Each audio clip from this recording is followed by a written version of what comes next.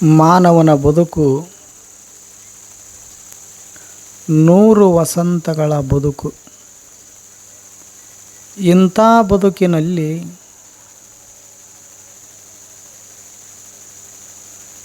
ನಾವು ಹೇಗೆ ಬದುಕಿದ್ರೆ ಭಗವಂತ ನಮ್ಮನ್ನು ಮೆಚ್ಚುತ್ತಾನ,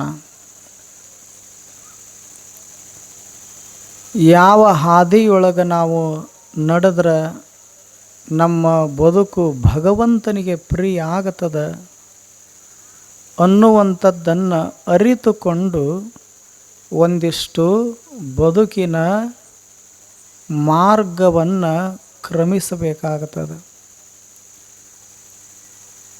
ನಿತ್ಯ ಜೀವನದೊಳಗೆ ಮನುಷ್ಯನಿಗೆ ಸುಖ ಬರ್ತದೆ, ದುಃಖ ಬರ್ತದೆ, ನೋವು ಬರ್ತದೆ, ನಲಿವು ಬರ್ತದೆ, ಒಂದೊಂದು ಸರ್ತಿ ಅಪಮಾನ ಆಗ್ತದೆ, ಸನ್ಮಾನ ಆಗ್ತದೆ. ಇವೆಲ್ಲದಕ್ಕೂ ಕಾರಣ ಏನಂತ ಕೇಳಿದರೆ ನಮ್ಮೊಳಗಿರತಕ್ಕಂಥ ಅಹಂಭಾವ. ನಿರಹಂಭಾವ ತುಂಬಿತ್ತು ಅಂದ್ರೆ ಜೀವನ ಪರಮ ಪಾವನ ಆಗ್ತದೆ. ಅಹಂಭಾವ ತುಂಬಿತ್ತು ಅಂದ್ರೆ ಜೀವನ ಹೇಳ ಹೆಸರಿರಲಾರ್ದಂಗೆ ಹೋಗ್ತದೆ. ಆದ್ದರಿಂದ ನಾವು ಯಾವುದನ್ನು ಮೈಗೂಡಿಸಿಕೊಂಡು ಬಾಳಿ ಬದುಕಬೇಕನ್ನುವಂಥ ಸತ್ಯ ನಮಗೆ ಗೊತ್ತಿರಬೇಕಾಗುತ್ತದೆ. ಆದ್ದರಿಂದ ಸಂತರು, ಶರಣರು, ಅನುಭಾವಿಗಳು, ಜ್ಞಾನಿಗಳು ಏನು ಮಾಡಿದರು ಅಂತ ಕೇಳಿದರೆ ಅವರು ಅಹಂಕಾರವನ್ನು ಪಡಲಿಲ್ಲ, ನಿರಹಂಕಾರದಿಂದ ಬಾಳಿ ಬದುಕಿದ್ರಂತ ತಿಳ್ಕೊಂಡು ಅವ್ರ ಹೆಸರು ಜಗತ್ತಿನೊಳಗೆ ಉಳಿದದ.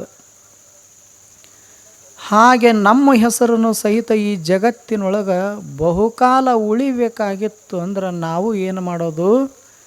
ಕಿಂಕರ ಭಾವದಿಂದ ಭೃತ್ಯಾಚಾರಿಗಳಾಗಿ ಸಣ್ಣವರಾಗಿ ಒಂದಿಷ್ಟು ಬಾಳಿ ಬದುಕಬೇಕಂತ ತಿಳ್ಕೊಂಡು ಬಲ್ಲವರು ಹೇಳಿದ್ದಾರೆ. ಅಹಂಕಾರ ಮನುಷ್ಯನ ನಾಶಕ್ಕೆ ಕಾರಣ ಆದರೆ ನಿರಹಂಕಾರ ಮನುಷ್ಯನ ಉನ್ನತಿಗೆ ಕಾರಣ ಆಗ್ತದೆ. ಆ ದೃಷ್ಟಿಯಿಂದ ಏನು ಮಾಡೋದು? ಒಂದಿಷ್ಟು ಗರ್ವ, ಸೊಕ್ಕ ಅನ್ನೋದು ಬಿಡಬೇಕಾಗುತ್ತದೆ. ಒಬ್ಬ ಶರಣರು ಬರೆದಾರ, ನಿಜವಾದ ಭಕ್ತನಲ್ಲಿ ಅಹಂಕಾರ ಇರಬಾರದು. ನಾವು ದೇವನನ್ನು ಕುರಿತು ಭಕ್ತಿ ಮಾಡಬೇಕಾಗಿತ್ತು ಅಂದ್ರೆ ನಿರಹಂಕಾರದಿಂದ ಮಾಡಬೇಕು. ನಮ್ಮನ್ನು ನಾವು ಪರಿಪೂರ್ಣ ಭಗವಂತನಿಗೆ ಸಮರ್ಪಣೆ ಮಾಡಿಕೊಳ್ಬೇಕಾಗ್ತದೆ ಹೊರತು ಇರದಿದ್ರೆ ನಮ್ಮ ಭಕ್ತಿಗೆ ಭಗವಂತ ಒಲಿಯುವುದಿಲ್ಲ. ಅದಕ್ಕೆ ಅವರು ಹೇಳಿದ್ದಾರೆ, ಗರ್ವದಿಂದ ಮಾಡುವ ಭಕ್ತಿ ದ್ರವ್ಯದ ಕೇಡು,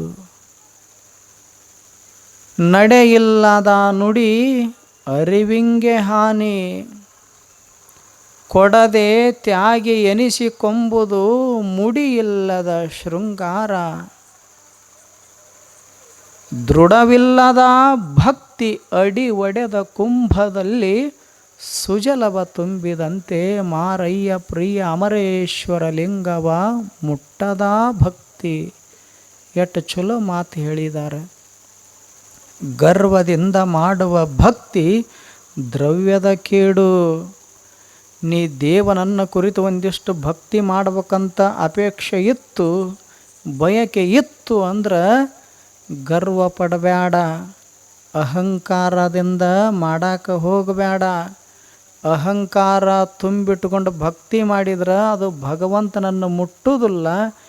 ಏನು ಮಾಡ್ತದಂತ ಕೇಳಿದರೆ ನಾವು ಗಳಿಸಿದ ಸಂಪತ್ತು ನಾಶ ಆಗ್ತದಂತ ಹೇಳಿದ್ದಾರೆ ಅವರು. ಗರ್ವದಿಂದ ಮಾಡುವ ಭಕ್ತಿ ದ್ರವ್ಯದ ಕೇಡು, ಗಳಿಸಿರುವ ಸಂಪತ್ತು ಸಹಿತ ಕಸಗೋತನಂತ ದೇವರು ಭಗವಂತ. ಅದಕ್ಕೆ ನಾವು ಶ್ರಮಪಟ್ಟು ಗಳಿಸಿದ ಸಿರಿ ಸಂಪತ್ತ ಅದು ನಮ್ಮ ಬಳಿ ಶಾಶ್ವತವಾಗಿ ಇರಬೇಕಾಗಿತ್ತು ಅಂದರೆ ಏನು ಮಾಡೋದದ? ನಿರಹಂಭಾವದಿಂದ ಭಕ್ತಿಯನ್ನು ಮಾಡೋದದ. ಆದ್ದರಿಂದ ಅಹಂಕಾರ ಮನುಷ್ಯನಿಗೆ ತರವಲ್ಲ, ಒಳಿತಲ್ಲ. ಆ ಬಳಿಕ ಮನುಷ್ಯನೊಳಗೆ ಅಷ್ಟ ಇರ್ತದಂತೇನಿಲ್ಲ, ಎಲ್ಲರೊಳಗೂ ಸಹಿತ ಅಹಂಕಾರ ಮೂಡ್ತದ. ಹ್ಯಾಗ ಮೂಡ್ತದ ಅನ್ನೋದನ್ನು ತಾವೆಲ್ಲ ಕೇಳಿದ್ದೀರಿ. ಎಲೆಗಳ ಮಧ್ಯದೊಳಗೆ ಸಹಿತ ಅಹಂಕಾರ, ನಾನು ಹೆಚ್ಚ, ನಾನು ಶ್ರೇಷ್ಠ, ನಾ ಎದ್ರೊಳಗೆ ಕಡಿಮೆ ಇದ್ದೀನಿ ಹೇಳಿ, ಎಲ್ಲರಿಗಿಂತಲೂ ಮಿಗಿಲಾದವ ನಾನು ಅನ್ನುವಂಥ ಭಾವ ಬರ್ತಿರ್ತದಲ್ಲ ಮನುಷ್ಯನಿಗೆ. ಹಾಗೆ ಎಲಿಯೊಳಗೂ ಒಂದು ದಿವಸ ಬಂತು. ಆವಾಗ ಮಾವಿನ ಎಲೆ ಹೇಳಿತು, ಎಲಿ ಸಂಕುಲ ಅಂತ ಏನದಲ್ಲ ಜಗತ್ತಿನ ತುಂಬೆಲ್ಲ, ಎಲ್ಲ ಎಲೆಗಳ ಮಧ್ಯದೊಳಗೆ ಶ್ರೇಷ್ಠ ಅಂದ್ರೆ ನಾನೇ ಅಂತ ಮಾವಿನ ಎಲೆ ಹೇಳಿತು. ಆವಾಗ ವೀಳ್ಯದೆಲೆ ಅಂತೂ, ನೀನು ಶ್ರೇಷ್ಠ ಆಗಿದ್ದಿ ಅಂದ್ರೆ ಕಾಲು ಕೆಳಗೆ ಮಾಡಿ ತಲೆ ಮ್ಯಾಲ ಮಾಡಿ ಜೋತು ಬಿಡ್ತಿದ್ರು ಮನೆ ಬಾಗಿಲಕ್ಕೆ. ಹಂಗೆ ಮಾಡಿಲ್ಲ, ತಲೆ ಕೆಳಗೆ ಮಾಡ್ಯಾರ, ಕಾಲು ಮ್ಯಾಲ ಮಾಡಿ ಜೋತು ಬಿಟ್ಟಾರ. ನೀ ಹೆಂಗೆ ಶ್ರೇಷ್ಠ ಅಂತ ವೀಳ್ಯದೆಲೆ ಹೇಳಿತು. ಆವಾಗ ಬಾಳೆ ಎಲೆ ವೀಳ್ಯದೆಲೆ ಹೇಳಿತು, ನೀನು ಶ್ರೇಷ್ಠ ಅಂತ ಮೆರೆಯಾಕ ಹೋಗಬೇಡ, ನೀನು ನಿನ್ನ ಆರತಿ ಮಾಡುವಾಗನೂ ಬಳಸ್ಬೋದು, ಜೀರ್ಣಕ್ರಿಯೆಗಾಗಿ ಅಡಿಕೆಯೊಳಗೆ ಬೆರೆಸಿ ತಿನ್ನಬಹುದು, ಆದ್ರೆ ನೀನು ಶ್ರೇಷ್ಠ ಅಂತ ತಿಳ್ಕೊಬೇಡ. ಯಾಕೆ ನೀ ಶ್ರೇಷ್ಠ ಅಲ್ಲಂದ್ರೆ ಸಿಕ್ಕ ಜಾಗದೊಳಗೆ ಸಿಕ್ಕಂಗೆ ಉಗುಳ್ಕೋತ ತಿರುಗಾಡ್ತಾರೆ ಜಗತ್ತಿನ ಜನ, ಅದಕ್ಕೆ ನೀನು ಶ್ರೇಷ್ಠ ಅಲ್ಲ, ನಾನು ಶ್ರೇಷ್ಠ ಅಂತ ಬಾಳೆ ಎಲೆ ಹೇಳಿತ್ತು. ಇದರ ಪಕ್ಕದೊಳಗೆ ಮತ್ತೊಂದೆಲೆ, ಯಾವುದು?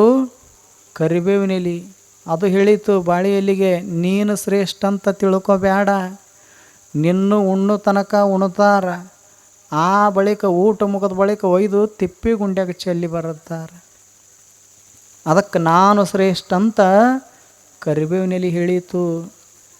ಇದರ ಪಕ್ಕದೊಳಗೆ ತುಳಸಿ ಎಲೆ, ಅದು ಅಂತು ನೀ ಹೆಂಗೆ ಶ್ರೇಷ್ಠ ಅಂತು ಕರಿಬೇವಿನ ಎಲೆಗೆ. ಕರಿಬೇವಿನ ಎಲೆ ಅಂತು ಸಾಂಬಾರಿಗೆ, ಸಾರಿಗೆ ಬೆಳ್ಳುಳ್ಳಿ ಇರ್ದಿದ್ರೆ ನಡೀತದೆ, ಜೀರಿಗೆ ಇರ್ದಿದ್ರೆ ನಡೀತದೆ, ಸಾಸಿವೆ ಇರ್ದಿದ್ರೂ ಚಿಂತಿಲ್ಲ, ನಾನಿಲ್ಲ ಅಂದ್ರೆ ನಡೆಯೋದಿಲ್ಲ ಅಂಥದ್ದು. ಯಾವುದು? ಕರಿಬೇವಿನ ಎಲೆ. ನಾ ಬೇಕು, ಸಾರ ಸುವಾಸ ಆಗಬೇಕಾಗಿತ್ತು ಅಂದ್ರೆ ನನ್ನ ಉಪಯೋಗ ಮಾಡ್ತಾರೆ, ನಿಮ್ಮನ್ನು ಯಾರನ್ನೂ ಉಪಯೋಗ ಮಾಡೋದಿಲ್ಲ. ನೀವು ಇರ್ದಿದ್ರೆ ನಡೀತದ, ನಾನಿಲ್ಲಂದ್ರೆ ನಡೆಯೋದಿಲ್ಲ ಅಂತ ಕರಿಬೇವಿನ ಎಲೆ. ಅಷ್ಟು ಅಹಂಕಾರ ಪಟ್ಟಿತ್ತು ಯಾವುದು? ಕರಿಬೇವಿನ ಎಲೆ.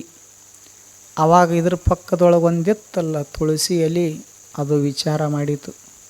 ಅದು ಅಂತೂ ಅಲ್ಲೋ ನೀನ ಶ್ರೇಷ್ಠ, ನೀ ಇರ್ದಿದ್ರೆ ಸಾಂಬಾರಿಗೆ ನಡಿದಿಲ್ಲ ಅಂತ ನೀನು ಜಂಬ ಕೊಚ್ಕೋತಿದೆಲ್ಲ, ಮತ್ತು ಸಾರಿನೊಳಗೆ ನಿನ್ನ ಬೆರೆಸಿರ್ತಾರಲ್ಲ, ಮತ್ತು ಅನ್ನದೊಳಗೆ ಸಾರು ನೀಡುವಾಗ ಯಾರು ನಿನ್ನ ಪ್ರೇಮದಿಂದ ಸ್ವೀಕಾರ ಮಾಡ್ಯಾರ ಕರಿಬೇವಿನ ಎಲೆನ?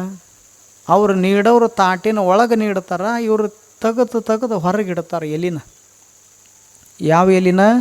ಕರಿಬೇವಿನ ಎಲಿನ. ಅದಕ್ಕೆ ನೀ ಶ್ರೇಷ್ಠ ಆಗಿದ್ದಿ ಅಂದ್ರೆ ಎಲ್ಲರೂ ಸ್ವೀಕಾರ ಮಾಡ್ತಿದ್ರು, ಹಂಗೆ ಯಾರೂ ಮಾಡೋದಿಲ್ಲ. ತಾಟ ಬಿಟ್ಟು ಕಡೆಗೆ ಚೆಲ್ಲುತ್ತಾರೆ, ನಿನ್ನ ಕಡೆಗೆ ಇಡ್ತಾರೆ, ಅಥವಾ ಒಂದು ಕಡೆಗೆ ಸೈಡಿಗೆ ಇಟ್ಟಿರ್ತಾರೆ. ಆ ಬಳಿಕ ಮುಸುರಿಗೆ ಒಯ್ದು ಚೆಲ್ಲುತ್ತಾರೆ ನಿನ್ನ, ನೀ ಹೆಂಗೆ ಶ್ರೇಷ್ಠ ಅಂತ ತುಳಸಿ ಎಲೆ ಹೇಳಿತು. ಆವಾಗ ತುಳಸಿ ಎಲೆಗೆ ಗೊತ್ತಾಯಿತು. ಏನು ಗೊತ್ತಾಯಿತು? ನಾನು ಅಂದಿರತಕ್ಕಂಥ ಮಾವಿನ ಎಲೆ ತಲೆ ಕೆಳಗೆ ಮಾಡಿ ಕಾಲ ಮ್ಯಾಲ ಮಾಡಿ ಜೋತು ಬಿಟ್ಟರು ಜಗತ್ತಿನ ಜನ. ನಾನು ಭಾಳ ಹೆಚ್ಚಿನವ ಅನ್ನತಕ್ಕಂಥ ವೀಳ್ಯದೆಲೆನ ಸಿಕ್ಕಂಗೆ ತಿಂದು ಸಿಕ್ಕ ಜಾಗದೊಳಗೆ ಉಗುಳ್ಕೋತ ತಿರುಗಾಡಿದರು.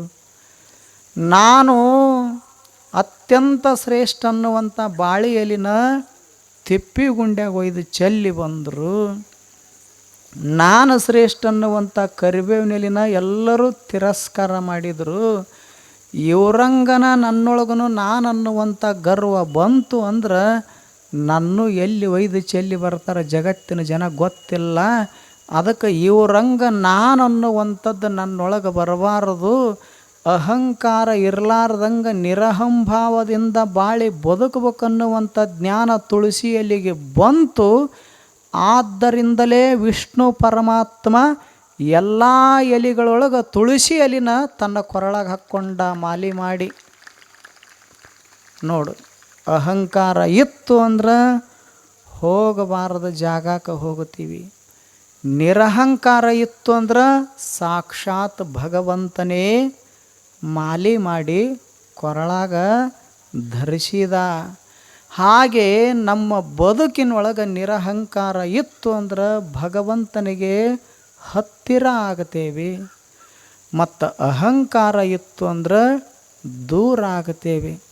ಆದ್ದರಿಂದ ಒಂದಿಷ್ಟು ನಿರಹಂಭಾವಿ ಆಗಬೇಕು ಶಿಷ್ಯನೇ ಹೊರತು ಅಹಂಕಾರ ಪಡಬೇಡ. ಆ ನಿರಹಂಕಾರಕ್ಕನ ಸದುವಿನಯ ಅಂತ ಕರೆದ್ರು. ಇಂಥ ಸದುವಿನಯ ಗುಣವನ್ನು ನೀನು ಮೈಗೂಡಿಸಿಕೊಂಡು ಬಾಳಿ ಬದುಕಬೇಕು ಶಿಷ್ಯನೇ ಅಂತ ಗುರು ಉಪದೇಶ ಮಾಡಿದ. ಇದು ಸದುವಿನಯ. ಆವಾಗ ಶಿಷ್ಯ ಅಂತಾನ, ಇಷ್ಟು ನಾನು ತಾಗಿ ಬಾಗಿ ಎಲ್ಲರೂ ದೊಡ್ಡವರು, ನಾನೇ ಸಣ್ಣವನ್ನುವಂಥ ಭಾವದಿಂದ ನಾ ಬದುಕ್ತೀನಿ ಗುರುಗಳೇ. ಇಷ್ಟು ತಿಳ್ಕೊಂಡು ಬದುಕಿದ ಮ್ಯಾಲರ ಒಂದಿಷ್ಟು ನಾನಾರು ಅನ್ನುವಂಥ ಪರಮ ಸತ್ಯ ನನಗೆ ಗೊತ್ತಾಗ್ತದೇನೋ ಅಂತ ಶಿಷ್ಯ ಕೇಳಿದ. ಆವಾಗ ಗುರು ಅಂತಾನ, ಇಟ್ಟ ಮಾಡಿದ್ರೆ ತಿಳಿದಿಲ್ಲೋ, ಇನ್ನೂ ಒಂದು ಮಾಡ್ಬೇಕು ನೀನಂದ ಗುರು. ಏನು ಮಾಡಬೇಕು ಅಂತ ಶಿಷ್ಯ ಕೇಳಿದ. ಆವಾಗ ಗುರು ಹೇಳ್ತಾನೆ ಮತ್ತೊಂದು ಸಂಗತಿ, ಸದಾಚಾರಿಯಾಗಿ ಬದುಕಬೇಕು.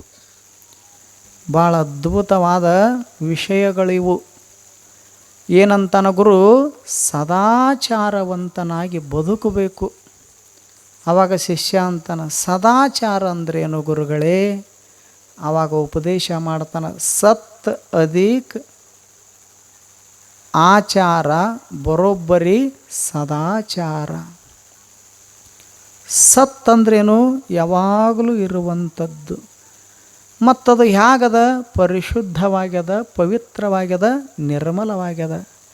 ಅದಕ್ಕೆ ಪ್ಯೂವರ್ ಎಕ್ಸಿಸ್ಟೆನ್ಸ್ ಅಂತ ಕರೀತಾರೆ. ಅಂದ್ರೆ ಶುದ್ಧ ಇರುವಿಕೆ.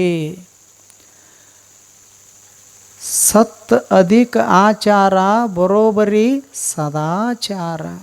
ಆಚಾರ ಅಂದ್ರೆ ಬೇರೆ ಏನೂ ಅಲ್ಲ, ಕ್ರಿಯಾ. ಈಗ ಕಳ್ಳತನ ಮಾಡಬಾರ್ದು, ಮಾಡಿದ್ರೆ ತಪ್ಪು ಅನ್ನೋದು ಜ್ಞಾನ, ಮಾಡಲಾರ್ದಂಗಿರೋದು ಕ್ರಿಯಾ. ಅದಕ್ಕೆ ಕ್ರಿಯಾ ಭಾಳ ಮುಖ್ಯದ.